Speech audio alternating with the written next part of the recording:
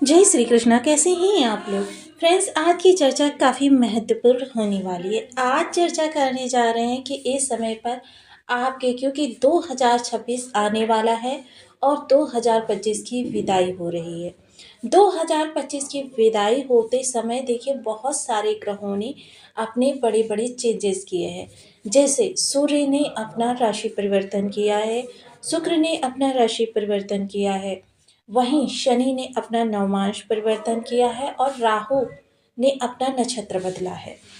गुरु देखिए इस समय पर अतिचारी और वक्री चाल चल रहे हैं। वहीं केतु ने भी अपना नक्षत्र परिवर्तन किया है, क्योंकि राहु और केतु दोनों एक दूसरे के सप्तमांश हैं। दोनों का डिग्री बल एक जैसा होता है, दोनों का परिवर्तन एक साथ होता है। जो भी कार्य करते हैं उसमें दोनों का जुड़ाव होता है, लेकिन दोनों परस्पर विरोधी ग्रह होते हैं।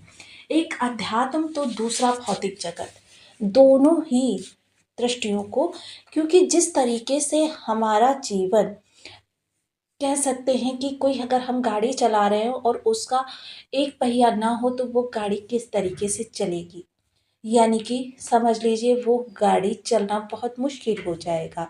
सेम यही स्थितियां हमारे ग्रहों के साथ भी हैं कि अगर किसी भी ग्रुप का एक प्लैनेट अगर नकारात्मक अवस्था में है तो हम चाहे जितना प्रयास कर लें, हमारे मन के मुताबिक हमको चीज़ें नहीं प्राप्त होती। यानी जितनी आश हम करते हैं गोचर से कि हमको इस समय पर 1 करोड़ रुपए की इनकम हो जाए, मसलन होगी 50 लाख 60 लाख आपकी, अगर आपका टारगेट 1 करोड़ का है और आपने 100% वहाँ पर अपना दिया है तो 50 से 60 लाख की हो जाएगी, लेकिन 1 करोड़ की नहीं होगी। ऐसा सिर्फ तभी होता है जब आपके एक ग्रुप के प्लैनेट, और वो भी योग कारक हो, या फिर आपके कुंडली का मुख्य ग्रह आपके लिए बहुत अच्छा कर रहा हो, पूर्ण बला बल की अवस्था में निर्भर हो। तो ऐसा ही कुछ आपके जीवन में भी परिवर्तन आते हुए दिखाई देगा, क्योंकि जिससे कि हमने आपको बताया कि राहु शतभिषा नक्षत्र में गोचर कर रहे हैं। तो देखिए राहु की चाल जो होती है वो वक्री होती है। राहु कभी भी सीधी चाल में ना तो नक्षत्र परिवर्तन करते हैं, ना ही राशि परिवर्तन करते हैं, और ना ही इनका डिग्री जो होता है वो कभी भी सीधी चाल में होता ही नहीं है।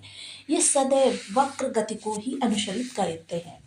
इस आधार पर देखिए जब यह अपना नक्षत्र परिवर्तन करके शतभिषा में आए हैं, और शतभिषा जो है स्वाति नक्षत्र से एकदम उलट नक्षत्र है।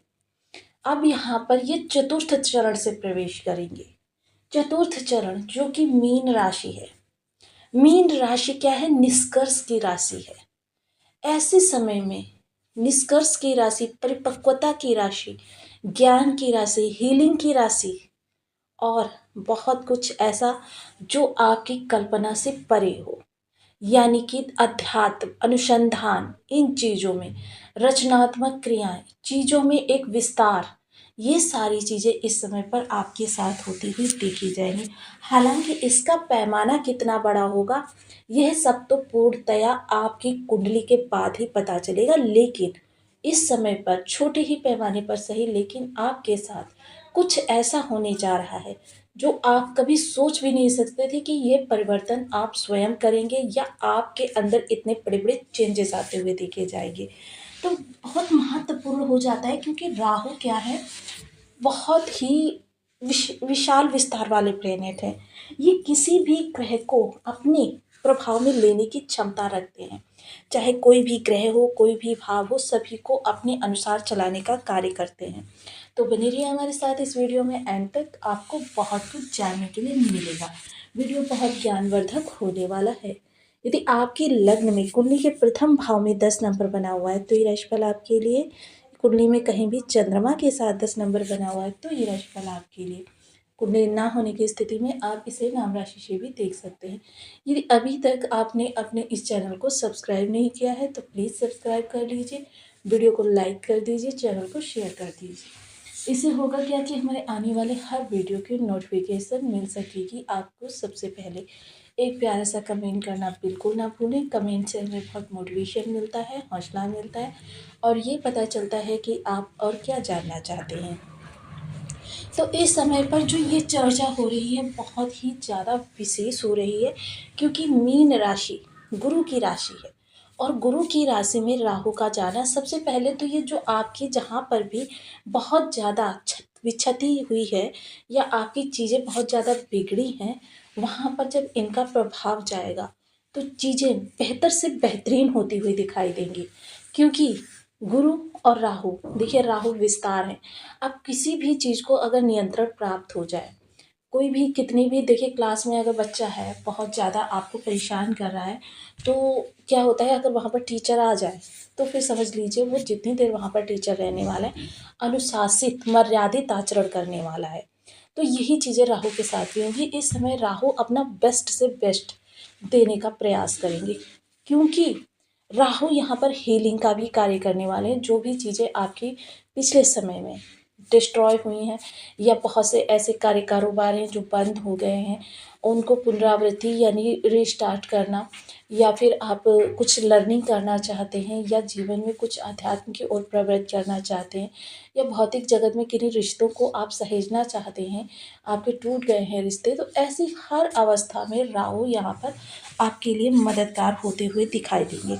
राहु जो कि इस समय धन भाव में बैठे हुए हैं, विशेषतः इस समय आपकी वाणी के द्वारा आपकी प्रज्वल अवस्था को प्रज्वलित करने वाले हैं, कि एक उज्ज्वल अवस्था आपकी ऐसी निर्मित होगी जिसके प्रभाव से आपके पास लोग आ आकर, अभी तक अगर आपको देखकर रास्ते चेंज करते थे या आप बहुत प्रयास करते थे किसी व्यक्ति विशेष से मिलने का, लेकिन वो व्यक्ति आपसे मिलता नहीं था और उसकी वजह से आपके बहुत सारे कार्य बिगड़ते थे। तो ऐसी हर अवस्था में अब राहु आपकी मदद करते हुए दिखाई देंगे। यहाँ पर राहु आपके लिए एक गाइड का भी कार्य करते हुए दिखाई देंगे। जिस तरीके से गाइड आपके सभी रास्तों को सुनिश्चित करता है और उन्हीं रास्तों पर जाकर आपके लिए कुछ अच्छी चीज़ें निकाल कर लेकर आता है जो शायद आपको पता नहीं होती हैं।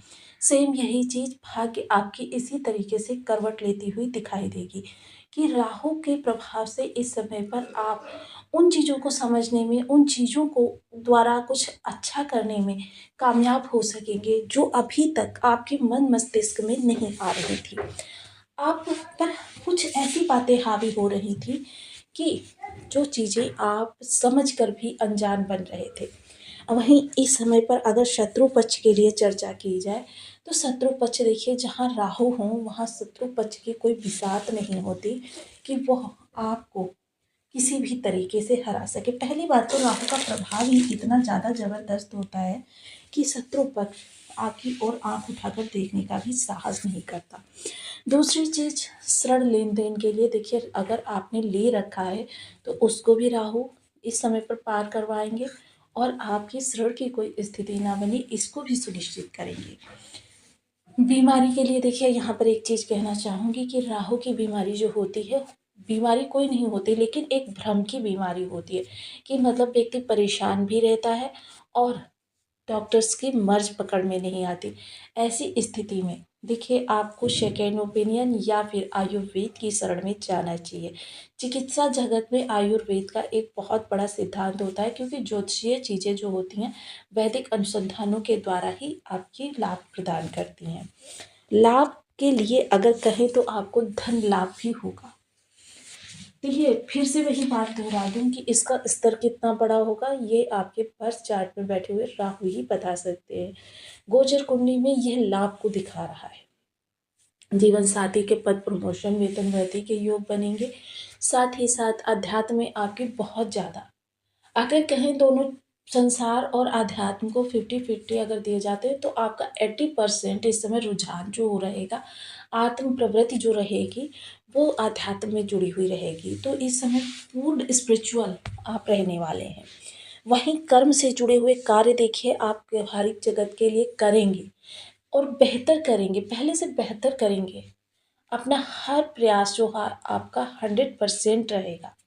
और जो भी कार्यस्थल पर विषम परिस्थिति बन रही थी, जैसे को तैसा टिट फॉर टैट वाली स्थिति पर, कि मतलब इस समय बर्दाश्त करना, सहना, चीज़ों को अवॉइड करना, ये आपकी प्रवृत्ति में नहीं होगा। इस समय पर अगर कोई आपको नीचा दिखाने का प्रयास कर रहा है तो मसलन राहु है तो आप भी उसे नीचा दिखाएंगे, लेकिन दोनों का दिखाने का अस्तित्व जो होगा थोड़ा अलग अलग होगा। हर चीज़ के लिए राहु बेहतर करेंगे, लेकिन यहाँ पर देखिए, क्योंकि चैलेंजिंग चीज़ें भी हैं, ऐसा नहीं है कि चैलेंज नहीं है यहाँ पर। सबसे अंदर आपके अंदर आलस, उन्माद की स्थिति को बढ़ाएंगे। कार्यों को टालने की प्रवृत्ति भी बढ़ेगी कि कार्य आज नहीं कल कर लेंगे, या अभी ज़रूरत नहीं है, जब ज़रूरत होगी तब देख लेंगे।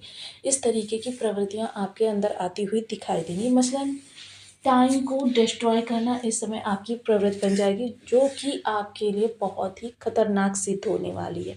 अगर इन दो चीज़ों को अगर आप दूरी बनाकर रखते हैं, आलस्य से और काम को टालने की प्रवृत्ति से, तो फिर समझ लीजिए यह गोचर सर्वथा आपको बेस्ट ऑफ बेस्ट देने वाला है।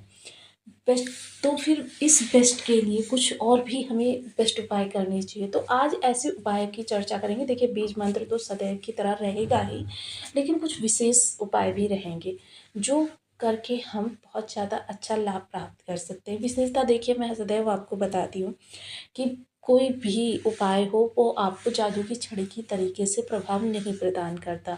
जैसे किसान खेत में बीज बोता है, 4 माह उपरांत उसको लाभ प्राप्त होता है, यानी उसकी फसल आती है। उसी तरीके से हमको भी ये बीज बोने पड़ते हैं। सबसे पहले ओम राम राहवे नमः, इस बीज मंत्र का आप 1 माला, 2 माला, 5 माला, 7 माला, 11 माला का जप अपनी शुद्धानुसार नियमित करना आरंभ करें। देखिए, राहु क्या है? राहु एक ऐसी स्थिति है जो कहते हैं ना, ब्लॉक करने वाली।